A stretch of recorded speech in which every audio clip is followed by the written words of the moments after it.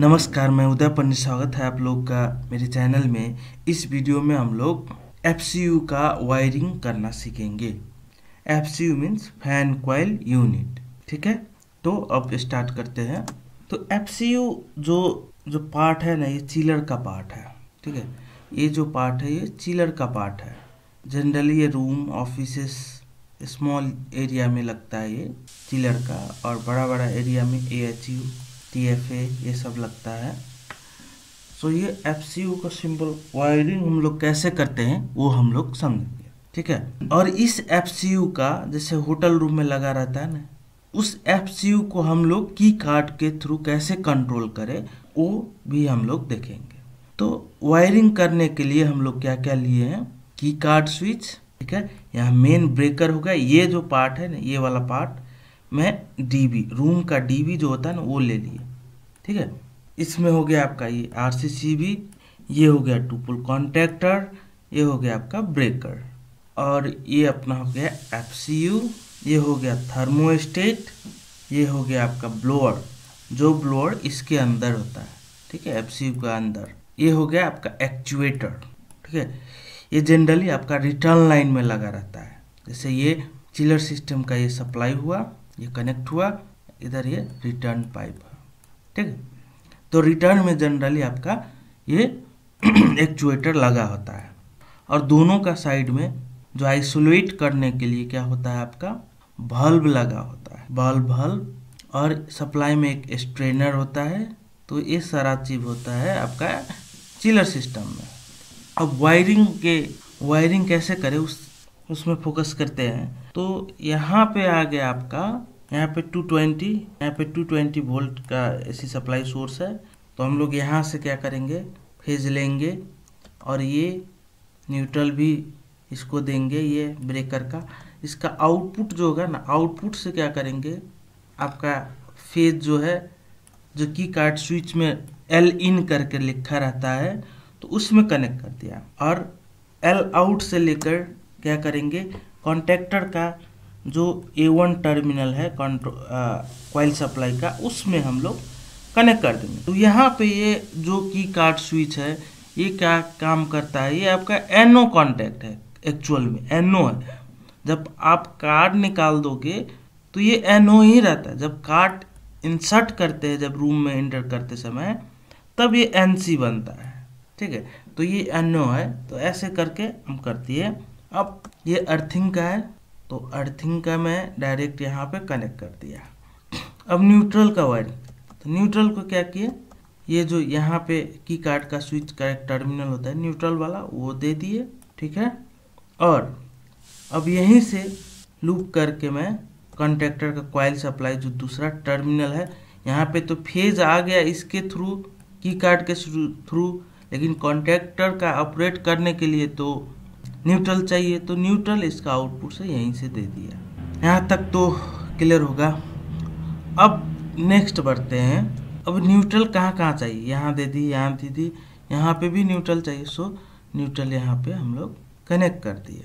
अब यहीं से न्यूट्रल जो है, यहीं से एफसीयू के टर्मिनल से, ये एफसीयू का कनेक्शन टर्मिनल है, यहाँ से हम लोग क्या किए, ये थर्मोस्टेट का 6 नंबर जो है वो वाला टर्मिनल न्यूट्रल के लिए है, तो न्यूट्रल पे कनेक्ट कर दिए। अब जो न्यूट्रल है यहाँ पे भी चाहिए आपका एक्चुएटर को। यहाँ पे 2 टर्मिनल होता है, एक एनओ होता है, एक एनसी होता है, नॉर्मली ओपन और नॉर्मली क्लोज। ये हो गया आपका न्यूट्रल। ठीक है, तो न्यूट्रल जहाँ जहाँ चाहिए वहाँ पे हम लोग दे दिए। अब आ जाते हैं फेज का बात। तो फेज के लिए यहाँ से ब्रेकर का आउटपुट से लिए, और कॉन्टैक्टर का ये जो टर्मिनल है, 1-2 एनओ है, सो एनओ का टर्मिनल कनेक्ट करके इसका आउटपुट से फेज लेकर फिर से इस ब्रेकर को दिया। ठीक है, ये ब्रेकर स्पेशली एफसीयू के लिए है। और आपका ये जो 3 नंबर है थर्मोस्टेट का, उस पर हम कनेक्ट कर दिए।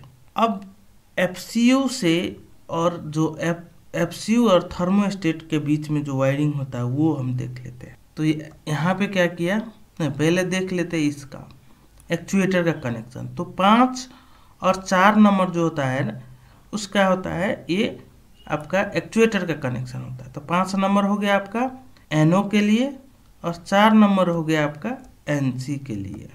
अब इधर आ गया 7, 8, 9, ये आपका हाई स्पीड, मीडियम स्पीड, लो स्पीड का ये टर्मिनल है। तो ये आपका जाएगा हाई वाला टर्मिनल में कनेक्टेड। फिर मीडियम वाला में यहीं से लेकर वायर मीडियम में कनेक्ट कर दिए, ठीक है। ऐसे ही लो वाला में लो वाला, ये स्पीड के लिए हाई, मीडियम और लो स्पीड ये आपको ब्लोअर को देता है ये कनेक्शन, ठीक है। अब ब्लोअर तो सिंगल फेज होता है, इसको जो कैपेसिटर के थ्रू देना पड़ेगा। तो इसे क्या किए, तो यहाँ से न्यूट्रल भी दे दिए और ये न्यूट्रल जो है आपका डायरेक्ट ये आपका स्टार्टिंग वाइंडिंग में गया, नहीं रनिंग वाइंडिंग में, ठीक है। और स्टार्टिंग वाइंडिंग में कैसे आएगा, ये आपका कैपेसिटर होता है, यहाँ पे कनेक्ट हो गया और यहाँ से दूसरा सिरा से जाकर ये रनिंग वाइंडिंग में कनेक्ट हो जाता है, ठीक है। इस तरह से ये आपका वायरिंग होता है। अब इसका वर्किंग हम लोग समझ लेते हैं। अब वर्किंग कैसे होता है, इनिशियली आपका क्या होगा कि जब आपका कार्ड नहीं है यहाँ पे, तो क्या होगा, ये इधर से जो ये कॉन्टैक्टर कॉइल है ये पिकअप नहीं होगा, तो मतलब यहाँ पे पावर नहीं आएगा, तो ये FCU बंद रहेगा। जब कोई एंटर किया, ये कार्ड इंसर्ट किया, कार्ड इंसर्ट करते समय क्या हो जाएगा, ये NO NC में बन जाएगा। तो यहाँ से क्या होगा, पावर ऐसे करके जाएगा ये कॉन्टैक्टर का A1 सप्लाई टर्मिनल। तो ये क्या हो गया, कॉन्टैक्टर एक्टिवेट हो गया। तो जो ये फेज सप्लाई यहाँ पे रुक रहा था, ये NO टर्मिनल है, ये NC होकर अब ब्रेकर के थ्रू ये पावर चला गया आपका थर्मोस्टेट और FCU के पास, ठीक है। अब यहाँ से क्या होगा, पावर मिल गया। अब ये क्या है कि जब ये थर्मोस्टेट हो गया, ये रूम में लगा होता है, ये आपका अपना हिसाब से, जैसे समर का सीजन है, गर्मी का सीजन है, तो मुझे रूम टेम्परेचर मानिए 17 चाहिए, 17 डिग्री सेल्सियस चाहिए, ठीक है। लेकिन ये हो गया अभी सेट टेम्परेचर मेरा 17 डिग्री चाहिए, लेकिन एक्चुअल अभी कितना है आपका रूम का 25 डिग्री सेल्सियस टेम्परेचर है। तो उस समय क्या होगा आपका, ये जो वॉल्व होगा ना, ये वॉल्व आपको क्या होगा, ये ओपन होगा, ठीक है। ये सिग्नल यहाँ से दे रहा होगा, ये 5 नंबर से NO में, नॉर्मली ओपन में, इधर पावर सप्लाई नहीं जा रहा है। इसका मतलब आपका क्या है कि ये वॉल्व अभी ओपन है, ओपन होते समय क्या होता है, वाटर सर्कुलेट होगा, यहाँ से चिल्ड वाटर गया ऐसे करके रिटर्न। तो इस समय क्या होगा आपका, ये FCU चलते रहेगा, FCU चलते रहेगा। यहाँ से आप लोग क्या कर सकते हैं, फैन का स्पीड भी मोड चेंज कर सकते हैं, हाई, मीडियम, लो, इवन ऑटो मोड, ठीक है। यहाँ पे ये मोड वाला है, तो स्पेशली मोड भी आप चेंज कर सकते हैं, हीटिंग मोड, कूलिंग मोड, ठीक है, फैन मोड, तो ये सब होता है इसमें मोड में आप चेंज कर सकते हो। तो मेरा कंसर्न यहाँ पे क्या हुआ, काम कैसे करता है, जैसे सर हम लोग क्या किया, 17 डिग्री सेट कर दिए, ठीक है, लेकिन मेरा रूम टेम्परेचर 25 डिग्री है, ये कूलिंग के केस में, कूल मोड में। तो ये जब चलते रहेगा, तो आपका ये कब तक चलता रहेगा, जो है ये कूलिंग, ये जो एक्चुएटर है कब तक चलते रहेगा। आपको कूलिंग होते होते क्या हुआ, ये आप 25 डिग्री से अब घटकर कितना आ गया, 17 सेट टेम्परेचर। जैसे 17 आएगा, ये क्या करेगा आपका, यहाँ से 4 नंबर से सिग्नल दे देगा ये NC को, NC के थ्रू। जैसे NC के थ्रू गया तो क्या हो गया आपका, ये एक्चुएटर एक्टिवेट होकर इसको क्या कर देगा, रिटर्न लाइन को ये वाटर सप्लाई क्लोज कर देगा। जैसे क्लोज होगा तो क्या होगा आपका, कूलिंग जो हो रहा था ये कूलिंग बंद हो जाएगा, ठीक है। जनरली ब्लोअर चलते रहेगा लेकिन कूलिंग बंद हो जाएगा। तो ये क्या किया, ओवर कूलिंग या ओवर हीटिंग से ये प्रोटेक्ट करता है, थर्मोस्टेट ऑटो कंट्रोल करता है। तो इस तरह से आपका FCU काम करता है। सो ये जो ये लगा होता है जनरली, ये पर्पस क्या है इसका, एनर्जी सेविंग के लिए और कुछ नहीं। यदि होटल रूम में है तो आप सडनली मतलब कार्ड ही छोड़कर चले गए तो क्या होगा, AC चलता रहेगा, लेकिन और भी डिवाइसेस है वो भी चलता रहेगा, लाइट्स वगैरह और भी कुछ है। लेकिन आप निकाल कर जाते हो तो सारा चीज़ ऑफ रहेगा, तो इलेक्ट्रिसिटी सेव होगा, ठीक है।